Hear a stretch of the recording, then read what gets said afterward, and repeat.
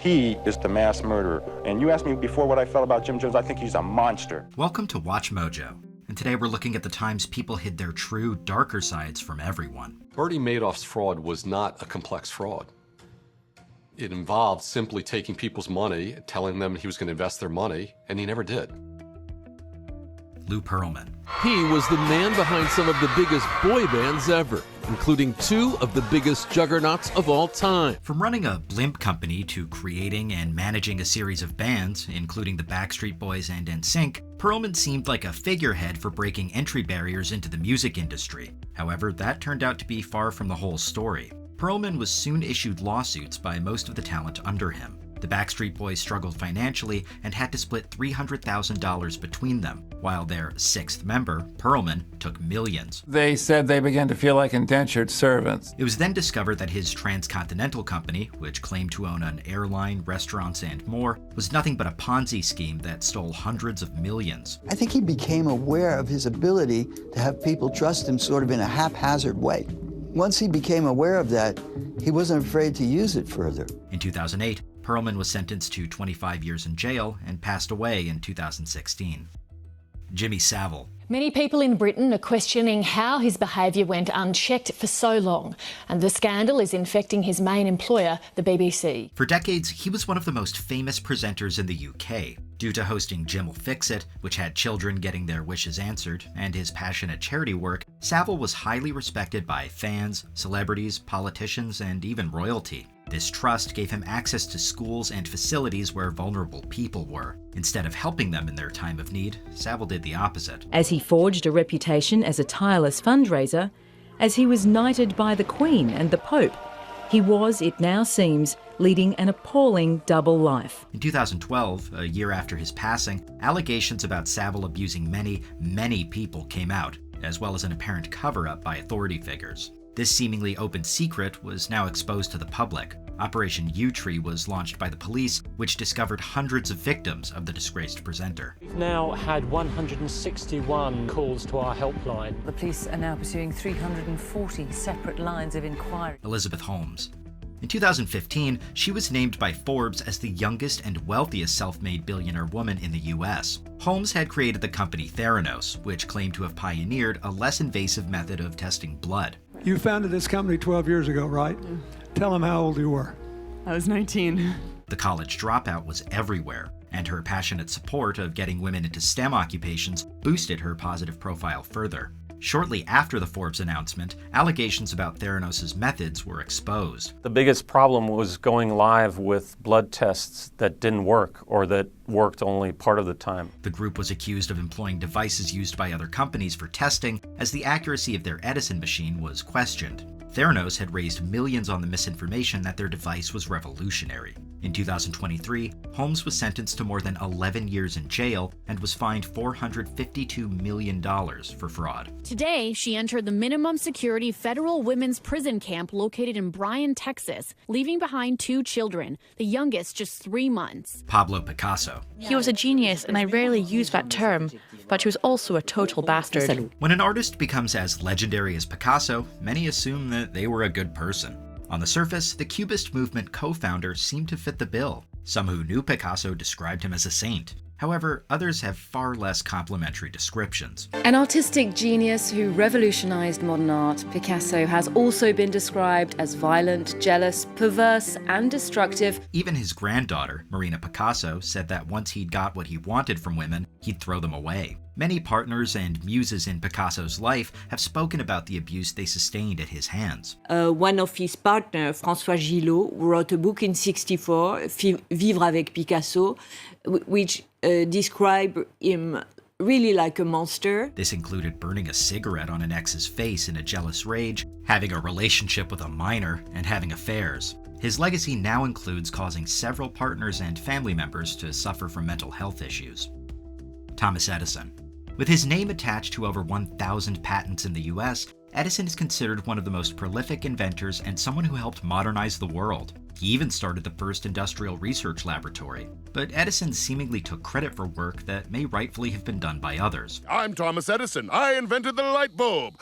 What's it do? He also unsuccessfully sued black inventor Granville Woods for developing the induction telegraph, which Edison claimed he'd made. During the War of the Currents, Edison, who supported direct current, supported tests to electrocute animals with alternating current to show its dangers. This evil fascination led to his film studio recording the electrocution of Topsy the elephant in 1903 so Edison could show the clip on his kinetoscopes. In addition to executing animals, Edison promoted the idea of an AC-powered electric chair to provoke fear about the dangers of Tesla's AC current. Bill Cosby. After playing Cliff Huxtable on The Cosby Show, he was labeled America's dad, and everyone respected him. Dad, I have something to tell you. Is it important? Yes, Dad. How important is it? An 8. Is it a child's 8 or an adult's 8? This, on top of his other comedy work, secured Cosby's place as one of the greatest comedians in the US. Then, 2014 happened. After years of rumors and allegations, Hannibal Buress publicly called Cosby out for assault during a stand-up set. This led to a domino effect, as many women began coming out with allegations of abuse they'd sustained from Cosby, destroying his wholesome persona. In 2018, he was found guilty and sentenced to 3 to 10 years. In 2021, Cosby's conviction was overturned and he was released. Just hours after the court's ruling, Cosby coming before cameras outside of his home, celebrating his release after serving more than 2 years of a 3 to 10 year prison sentence. Regardless, his reputation is in tatters as he continues fighting further legal battles. I was really shocked. I was really shocked, disappointed. What does it say about the American justice system? That it's flawed? P.T. Barnum. It's everything you ever want. It's everything you ever need. And it's here right in front of you. This is where you want to be. Back in the day, Barnum was admired by many. Beyond his entertainment work, he was a key figure in Connecticut politics, helping to transform the city of Bridgeport during a stint as mayor. While on the board of trustees at Tufts University, Barnum gave the facility a lot of money, resulting in the creation of the Barnum Museum of Natural History. When he passed in 1891, obituaries heavily focused on his philanthropic endeavors. While his entertainment empire did give work to those dismissed by society, he's also been accused of exploiting them, especially if they were black, and mistreating animals. Barnum would often present people from non-white ethnic backgrounds as living curiosities, promoting racial othering in his museum. In a similar vein, he presented a black man named William Henry Johnson as a creature known as the What Is It? After his wife passed away, Barnum controversially married Nancy Fish, the daughter of his close friend, who was 40 years younger. Looking back now through a modern-day lens, the magic and spectacle that P.T. Barnum created would rather be seen as xenophobic, cruel to animals, racist, and hateful. Harold Shipman. Harold Shipman killed more people than anyone else in British peacetime history. He was convicted of 15 murders, but those were just the tip of the iceberg. This doctor was so respected that in the early 80s, World in Action interviewed him on his thoughts about how the mentally ill should be treated in society. For nearly 3 decades, the general practitioner was well liked in his communities, so much so that many of Shipman's patients included him in their wills, even removing their family members for him. However, the authorities got suspicious due to the large number of patients dying in his care. In 2000, after finding evidence of will forgery and that he'd been administering fatal doses of diamorphine, Dr. Death was sentenced to life. This is not a man who's hiding in the woodshed with an axe in his hand.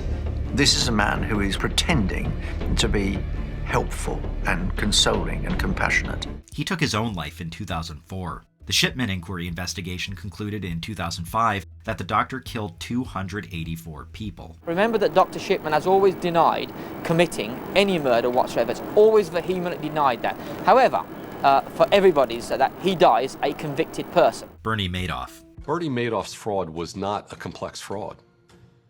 It involved simply taking people's money, telling them he was going to invest their money, and he never did. Many billionaires dabble in philanthropy, but Madoff took it to another level. After making his fortune from his own stock brokerage company and an asset management firm, he began working on the boards of several nonprofits and Yeshiva University. Madoff also donated cash to hospitals, foundations, theaters, and around $6 million to lymphoma research. He seemed like a good person. Then, in 2008, he was arrested after he confessed to his sons that his company was the largest Ponzi scheme in history, estimated at $65 billion. I just can't continue this charade any longer. And that's what caused me to acknowledge to my family. Not only did people lose their money due to Madoff, but so did charities. In 2009, Madoff was sentenced to 150 years in jail. He passed away in jail in 2021. It was another big lie. People believed it. Yep. They lost their futures as a result of it. Enormous and now impact. He's gone. Before we continue, be sure to subscribe to our channel and ring the bell to get notified about our latest videos. You have the option to be notified for occasional videos or all of them. If you're on your phone, make sure you go into your settings and switch on notifications. Jim Jones.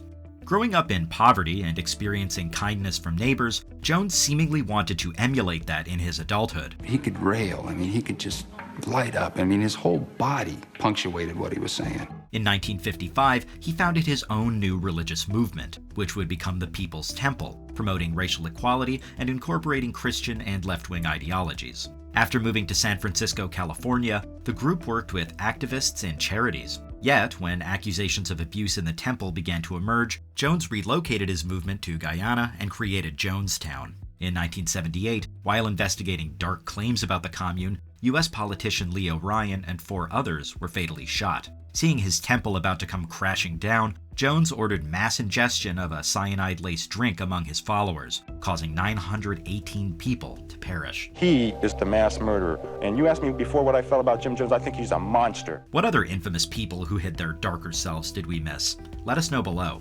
He was like a conjurer. He mesmerized people. Did you enjoy this video? Check out these other clips from WatchMojo, and be sure to subscribe and ring the bell to be notified about our latest videos.